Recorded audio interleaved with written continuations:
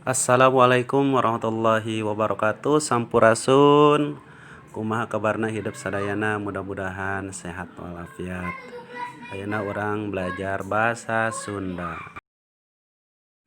Cobi perhatikan ku hidup di payun aya kecap naon saha naha iraha kumaha. Tuluy aya tanda beureum.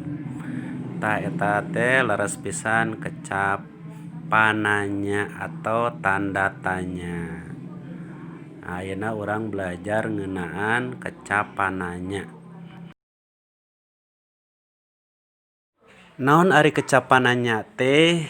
Kecap pananya nyaeta kecap anu gunana pikeun nanyakeun hiji perkara ka jalmi lian sangkan meunang jawaban. Tah ayeuna urang diajar rupa-rupa kecap pananya. Nu kahiji aya kecap kunaon. Kunaon pikeun nanyakeun sabab. 2 ka mana pikeun nanyakeun tempat tujuan. 3 iraha pikeun nanyakeun waktu.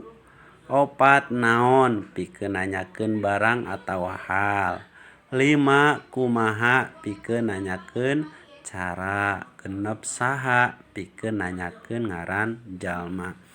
Ta eta sababaraha rupa kecap pananya anu biasa ku urang digunakeun dina nalika urang nanyakeun hal atanapi naon wae ka batur. Ayeuna kumaha ciri-ciri kalimah pananya? Biasana kahiji dimimitian ku kecap pananya. 2 ngagunakeun tanda tanya. 3 biasana ngecapkeunana teh intonasina naek. Tah eta ciri-ciri kalimah pananya. Jadi salian ti kecap pananya oge aya kalimah pananya. Alhamdulillah barudak sadayana urang parantos diajar ngeunaan kecap pananya sarta kalimah pananya. Mudah-mudahan hidup tiasa paham anu didiguikeun ku Bapa. Wassalamualaikum warahmatullahi wabarakatuh.